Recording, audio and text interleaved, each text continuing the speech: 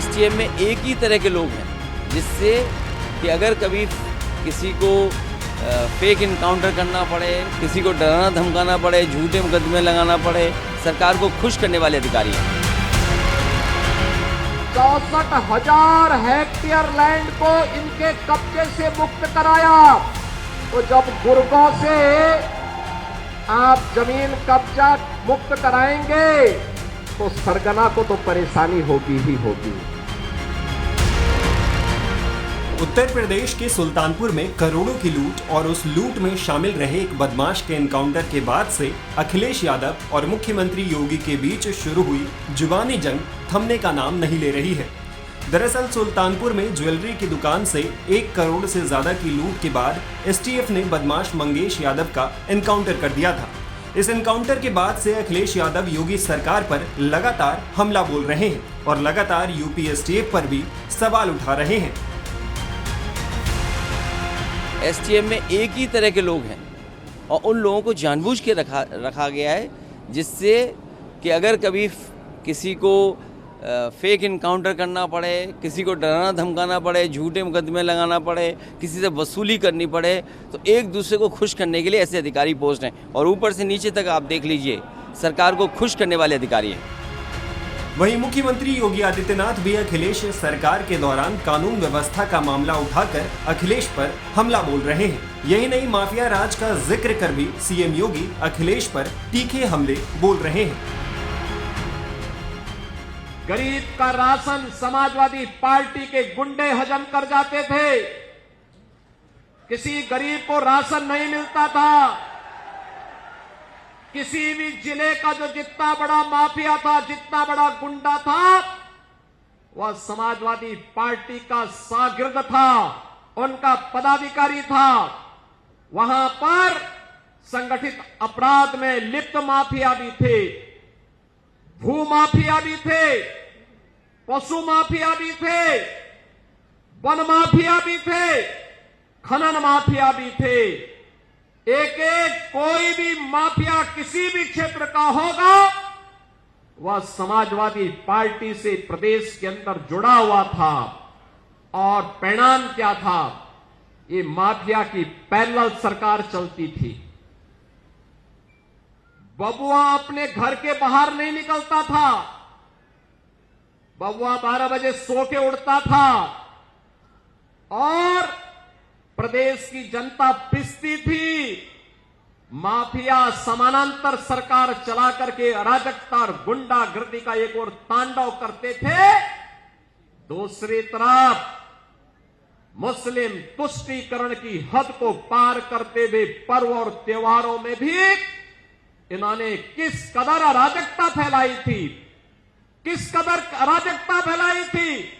होली हो या दीपावली, रक्षाबंधन हो या शिवरात्रि, रामनवमी हो या जन्माष्टमी, इन पर्व और त्योहारों को इन्होंने बैन कर दिया था।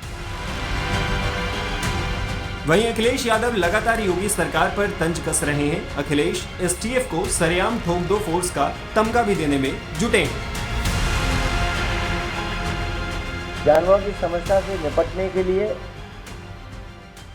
एक एसटीएफ बनानी चाहिए, और या फिर गीदड़ की समस्या का समाधान के लिए ये भी केस एसटीएफ को ट्रांसफर कर देना चाहिए। जो लोग देखते ही कहते हैं ठोक दो, कम से कम उस एसटीएफ को ये नया काम देना चाहिए कि गीदड़ों को भी ठोक दें। हालांकि मुख्यमंत्री योगी आदित्यनाथ भी अखिलेश राज की याद दिलाकर समाजवादी पार्टी को जमकर घेर रहे हैं। कल अयोध्या में भी एक रैली को संबोधित करते हुए मुख्यमंत्री योगी आदित्यनाथ ने समाजवादी पार्टी पर जमकर हमला बोला है। उत्तर प्रदेश आज जो विकास की दौड़ में देश के आर्थिक विकास का ग्रोथ इंजन बन करके उभरा है। याद करिए 2017 के पहले यही उत्तर प्रदेश भारत के विकास का बैरियर माना जाता था। उत्तर प्रदेश के नौजवानों के सामने, उत्तर प्रदेश के नागरिकों के सामने पहचान का संकट तत्कालीन सरकार ने खड़ा किया था। अराजकता उत्तर प्रदेश में चरम पर थी।